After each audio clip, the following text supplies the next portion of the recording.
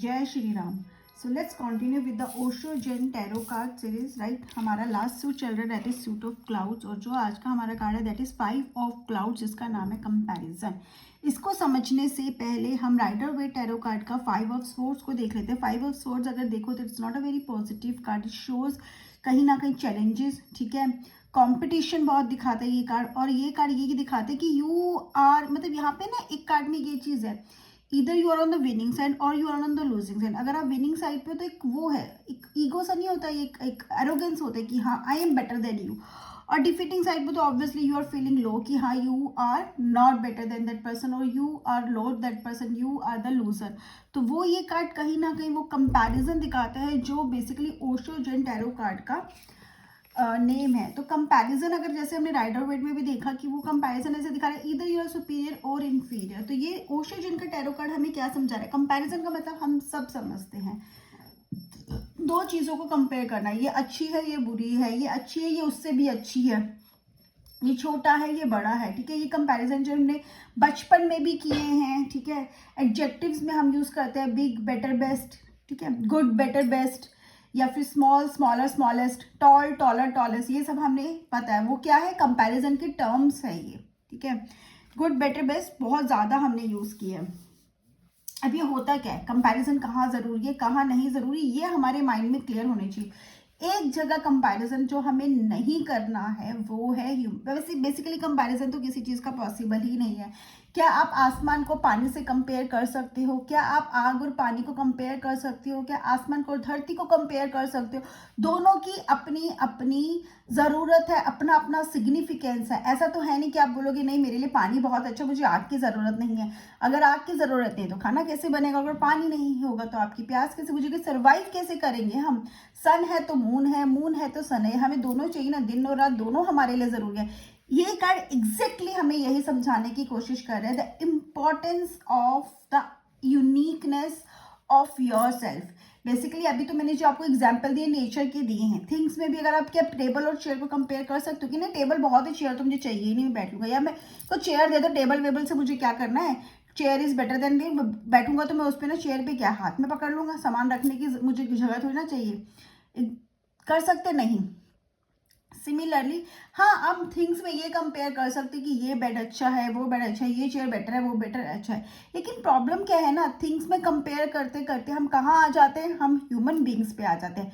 ये इंसान अच्छा है ये इंसान अच्छा नहीं है, ये इंसान बहुत इंटेलिजेंट है वो उतना इंटेलिजेंट नहीं है, ये बड़ा क्रिएटिव है ये बहुत टैलेंटेड है वो टैलेंटेड नहीं है। Who are we to decide कि कौन टैलेंटेड है और कौन नहीं है, कौन अच्छा है कौन बुरा है, किसमें कितना इंटेलिजेंस और किसमें कितना नहीं, क्योंकि हर इंसान तो यूनिक है ना। जैसे हमने नेचर में देखा सबकी अपनी अपनी क्वालिटीज है, जहाँ पे हमें पानी की जरूरत है तो हमें आग की भी जरूरत है। सिमिलरली हर इंसान की जरूरत है, ठीक है, हर इंसान की अपनी यूनिकनेस है।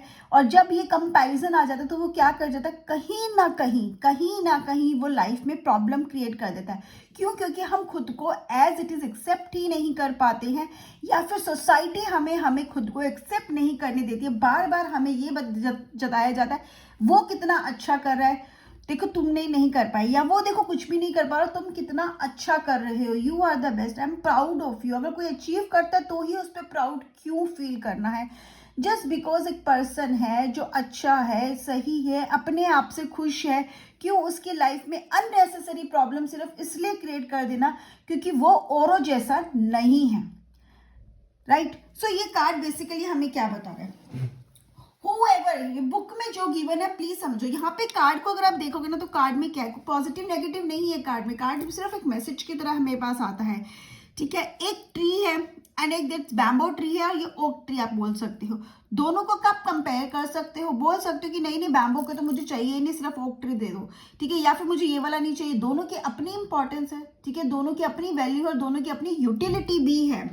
क्या आपको किसी ने बोला है, ठीक है, किसने आपको ये बोला कि bamboo is more beautiful than the oak? क्या आप ये बात एक्सेप्ट करोगे कि bamboo is more beautiful than okay?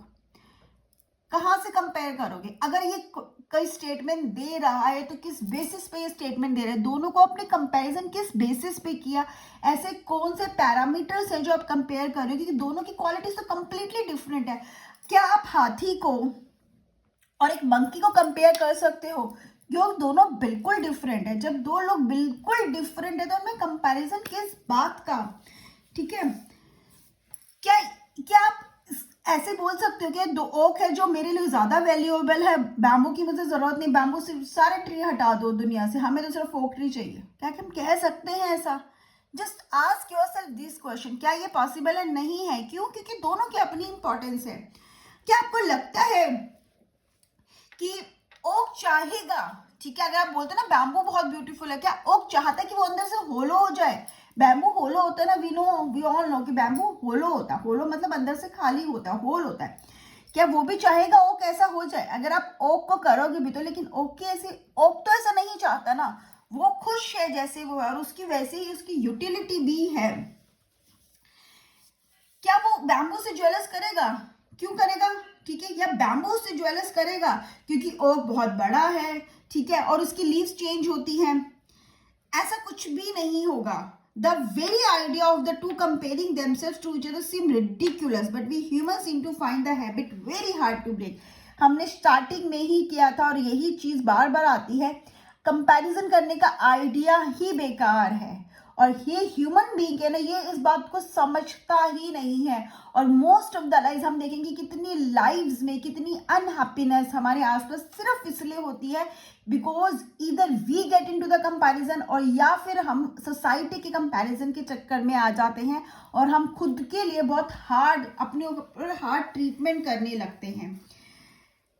एक चीज आपको बहुत अच्छे से समझनी पड़ेगी कि इस दुनिया में हमेशा आपसे बेटर, आपसे इंटेलिजेंट, आपसे स्ट्रॉन्गर, आपसे टैलेंटेड कोई ना कोई जरूर होगा, आपसे खुश भी होगा कोई ना कोई। आपको अगर आप बहुत खुश हो, आपको अपने आप से बहुत ज्यादा खुश रहने वाला इंसान मिल जाएगा। लेट्स से आप बोलते हैं मैं तो मल्टी टैलेंटेड हूँ, बाहर जाओ आपको अपने से ज्यादा टैलेंटेड लोग भी मिल जाएंगे। तो हमेशा there is always someone who is better than you in every aspect, right?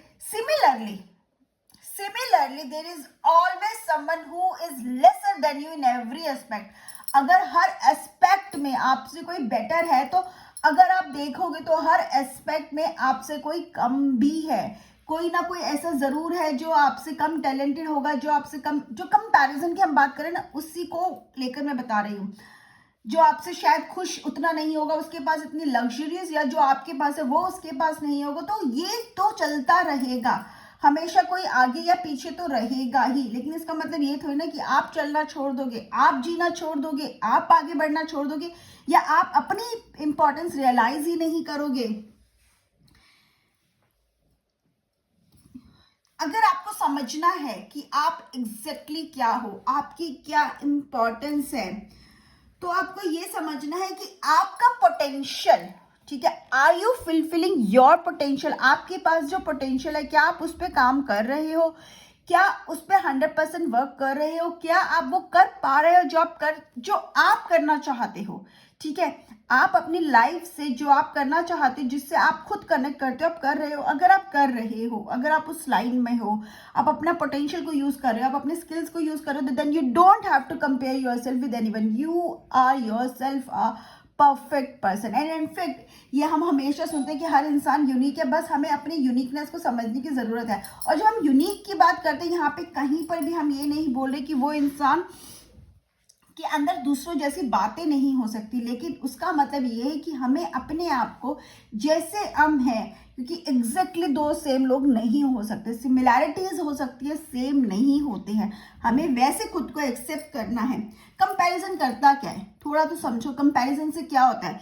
Inferiority और सुपीरियरिटी कॉम्प्लेक्स ही तो आएगा, जो हमने यहाँ पे देखा। ये देखो कितना सुपीरियर फील कर रहा है और ये सर झुका के, क्यों? क्योंकि वो इन्फीरियर फील कर रहा है। तो यही कॉम्प्लेक्सेस तो क्रिएट करता है। तो फिर हमें कंपैरिजन करना ही क्यों है? क्यों वो कॉम्प्लेक्सिटी को क्रिएट करना है? क्यों अपनी प्रॉब्लम्स को इंक्रीज करना है, या फिर किसी और की लाइफ में प्रॉब्लम्स को इंक्रीज करना है? जब कंपैरिजन बंद हो जाता है ना, तो ये भी बंद हो जाते हैं। इन्फीरियरिटी कॉम्प्लेक्स प्रॉब्लम्स तो यहीं पर आती है ना, मैक्सिमम प्रॉब्लम्स तो इसीलिए वो बेटर है, मैं बेटर नहीं हूँ।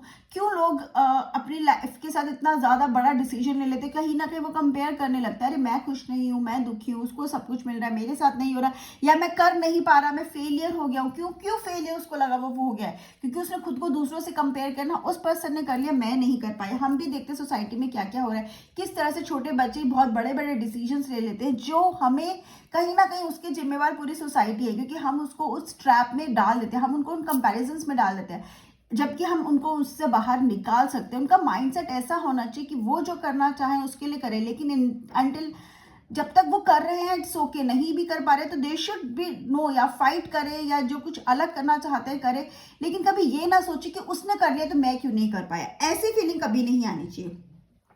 आपको क्या लगता है, अगर हम इस तरह से समझे, आपको क्या लगता है कि जो स्मॉल बुश जिसे हम घास बोलते हैं, घास क्या बेटर है? ठीक है, एक टॉल ट्री से अगर हम घास को कंपेयर करते हैं तो हम बोलेंगे ना, कोई बोलेगा घास की कोई वैल्यू नहीं है, ठीक है, ट्री है। तो अगर हम पूरी घास को हटा देंगे तो क्या पॉसिबल होगा? क्या ब्यूटी रहेगी? There is no beauty. उसकी खुद की इंपॉर्टेंस होती है, उसकी वजह से इतना हमें कहते हैं ना वो रहता है, प्रोडक्टिविटी होती है।